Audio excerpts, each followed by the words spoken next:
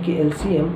दोस्तों आज का जो पहला प्रश्न है वह है 368 डिवाइडेड बाई 437 का सरलतम रूप क्या होगा।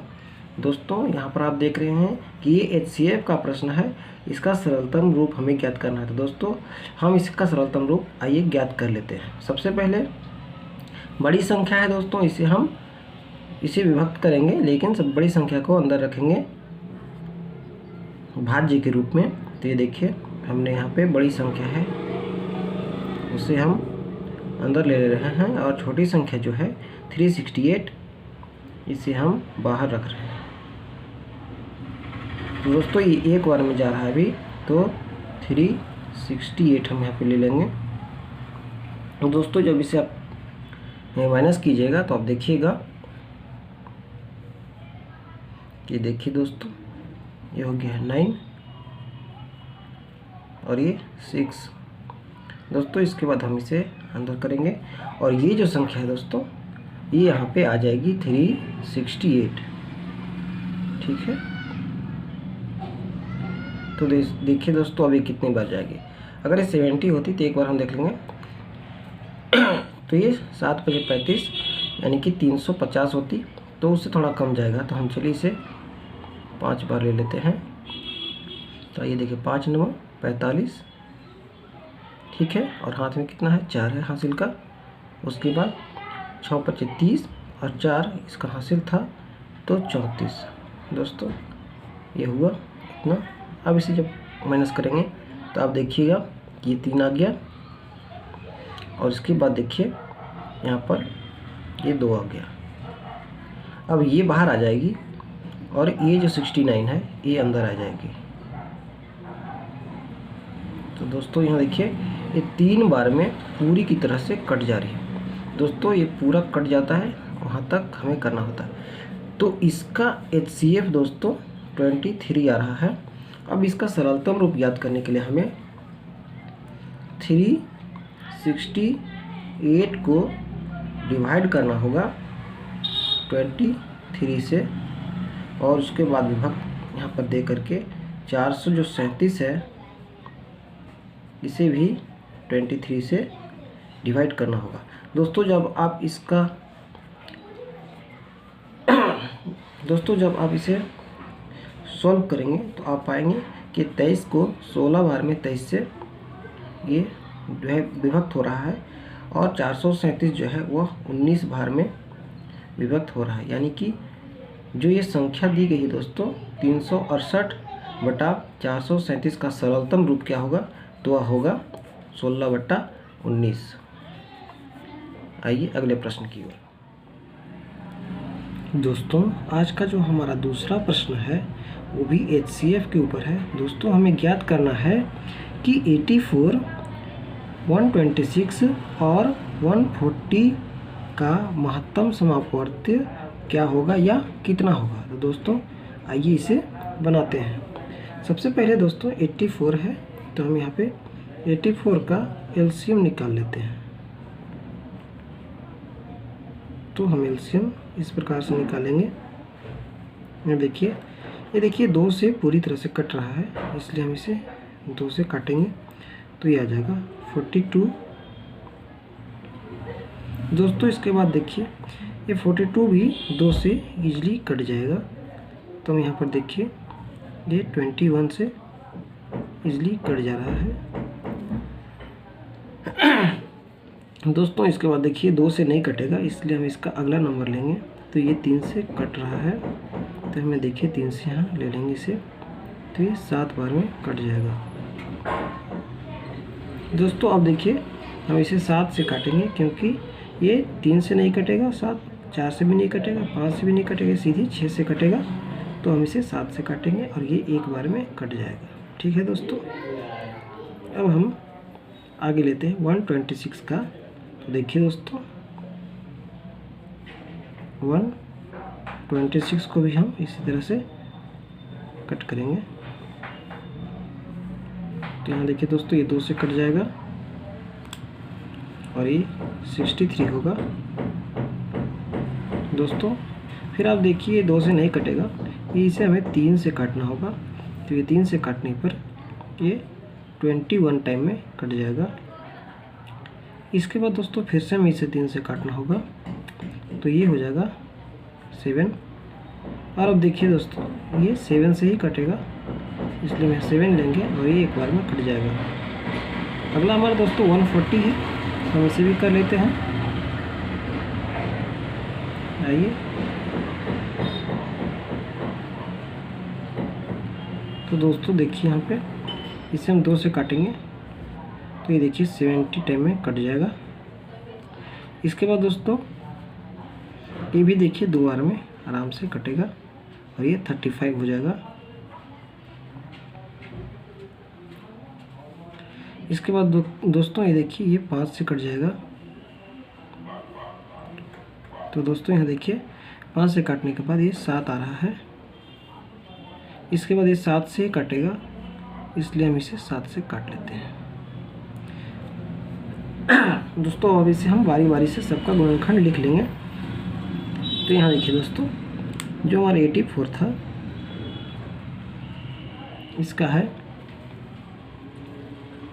इतना का है, देखिए 2 इंटू 2 इंटू 3 इंटू 7, एक लिखे ना लिखे कोई बात नहीं दोस्तों। इसके बाद है 126 का, इसका है दोस्तों 2 इंटू 3 इंटू 3 इंटू 7 दोस्तों। इसके बाद हमारा लास्ट है 140 का, तो हम इसे भी इसका गुणज लिखते हैं 2 इंटू 2 इंटू 5 इंटू 7। दोस्तों अब हमें तीनों जो हमने एलसीएम निकाला दोस्तों, इसका हमें जो गुणनखंड इसका निकला, इसका हमें कॉमन लिखना होगा। तो दोस्तों यहाँ आप देख रहे होंगे कि 2 2 और 2, ये तीनों को जो है यहाँ पे हमारा इसका गुणनखंड 2 है, इसका भी 2 है और इसका भी 2 है दोस्तों। तो हमारा जो पहला HCF का जो है निकालने का जो पहला अंक जो है वो हमारा 2 होगा दोस्तों। इसके बाद देखिए यहाँ 2 है 84 वाले में, पर यहाँ देखिए दोस्तों इसमें दूसरा 2 नहीं है, इसलिए हम इस 2 को नहीं ले सकते हैं। ठीक है दोस्तों। इसके बाद देखिए यहाँ पे 3 है, तो यहाँ भी 3 है और यहाँ 3 नहीं है दोस्तों, इसलिए हम इस 3 को भी यहाँ भी 2 नहीं ले सकते, 3 को भी नहीं ले सकते हैं। इसके बाद देखिए दोस्तों ये है 7, तो देखिए 7 यहाँ भी है और 7 यहाँ भी है, यानी कि तीनों जो हमारा अंक था तीनों में हमारा 7 है, तो हम यहाँ से 7 ले लेंगे। इसका कॉमन जो है तो दोनों जगह है, इसलिए हम इस 7 को ले लेंगे।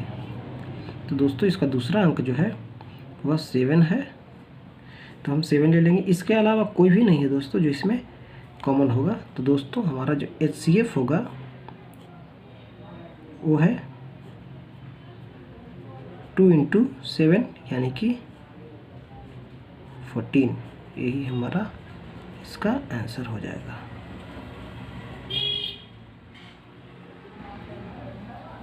दोस्तों आज का जो हमारा तीसरा प्रश्न है वह है 15, 18, 24, 27, 36 का लघुत्तम समापवर्तीय क्या होगा। तो आइए इस प्रश्न को हल करते हैं। तो आइए दोस्तों इस प्रश्न को हल करने के लिए सबसे पहले हम इस प्रश्न को लघुत्तम समापवर्तीय को के रूप में इसे हम पहले लिख लेते हैं।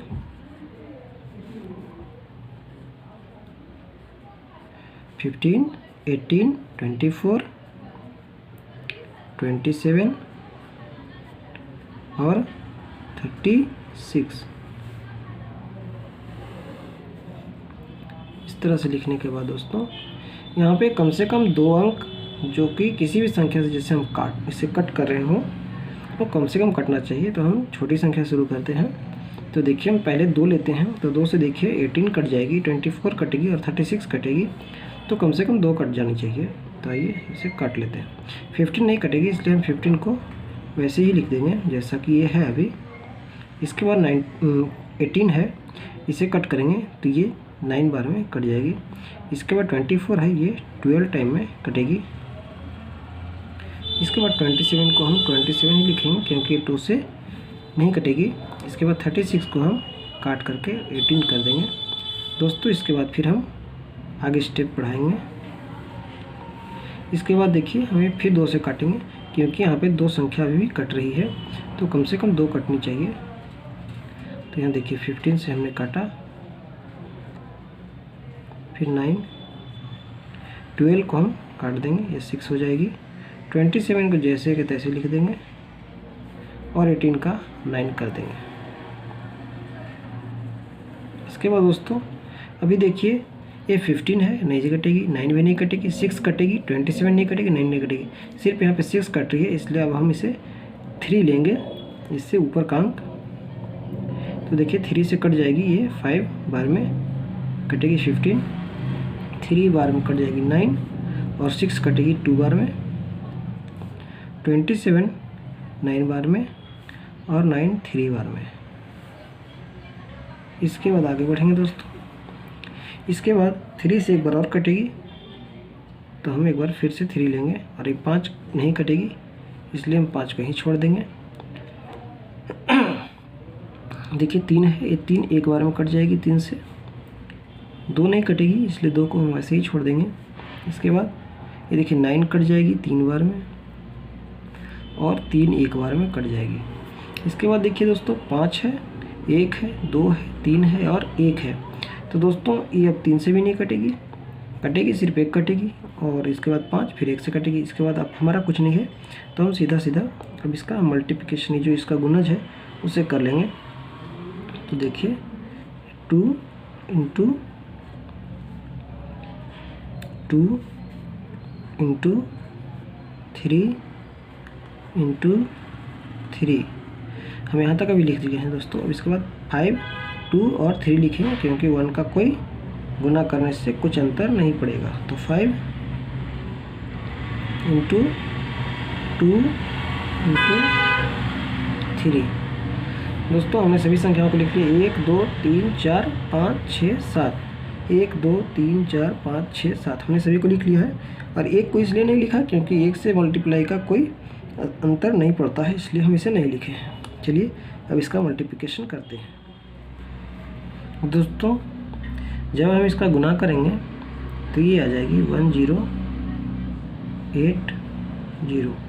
यानी कि ये 1080 आएगी। दोस्तों आज का जो हमारा चौथा प्रश्न वह है कि 14/33, 42/55 और 21/22 का मौस यानी कि महत्तम समअपवर्ती ज्ञात करें।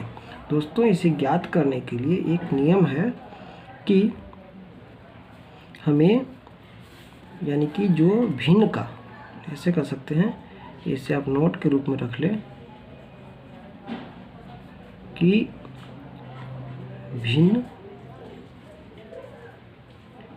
भिन्नों का अगर हमें मौसा ज्ञात करना है, महत्तम स्वापवर्त्य, तो यहाँ पे होता है अंशों का मौस यानी कि महत्तम स्वापवर्त्य बटा हरों का लस यानी कि लघुत्तम समापवर्त्य। तो दोस्तों इसी फॉर्मेट में हम रखेंगे। तो हमारा जो है, इससे आप देखिए, इसमें हमारा 14, 42 और 21 हमारा अंश है, ये हमारा अंश है, और नीचे वाला 33, 55 और 22 हमारा हर है।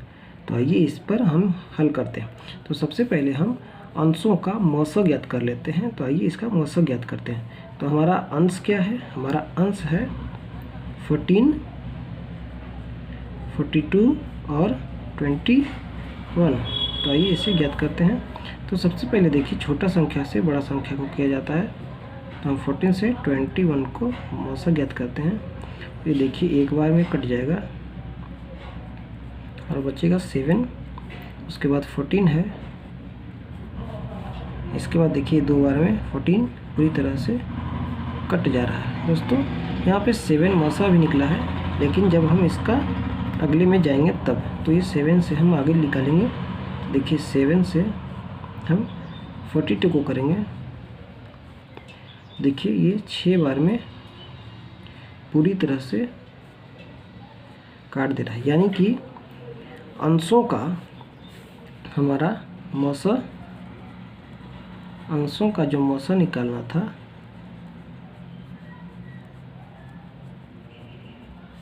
वह हमारा 7 है, और हमें अब ज्ञात करना है हरों का लसा, तब हम जा कर के इसे कंप्लीट कर पाएंगे। तो आइए कर लेते हैं। तो ये देखिए 33 है, इसके बाद 55 है, और फिर 22 है। दोस्तों ना तो ये 2 से कटेगा, ना 3 से कटेगा, ना 4 से, ना 5 से, इसे एक कॉमन है। देखिए सीधे एक इससे हम 11 से काटेंगे, तो देखिए 3 बार में, ये 5 बार में, और ये 2 बार में। तो दोस्तों इसका हमारा निकलेगा 11 इंटू 3 इंटू 5 इंटू 2। देखिए 11 3 5 2, 11 3 इंटू 5 इंटू 2, तो देखिए 11 के 33, और ये 5 दूनी 10, तो देखिए 11 के 33 है, 5 दूनी 10, यानी कि हम इसका 10 से गुना किए, यानी कि 330। यानी कि हम कह सकते हैं कि जो ऊपर का जो संख्या था 14/33, 42/55 और 21/22 का मश, यानी कि महत्तम समापवर्त्य जो है वह हो जाएगा 7/30, यानी कि 330।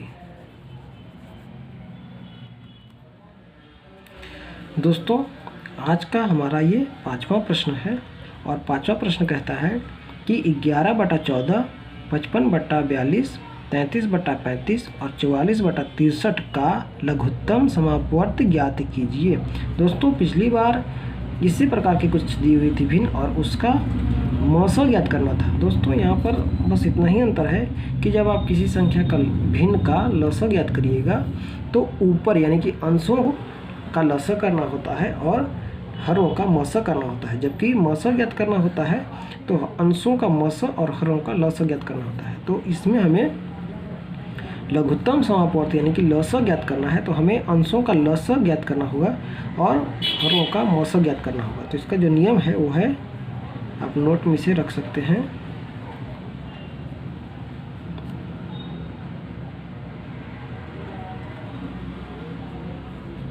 भिन्नों का लसा यानी कि लघुत्तम समापवर्त्य बराबर होता है, यानी कि एलसीएम लघुत्तम समापवर्त्य तो होता है अंशों का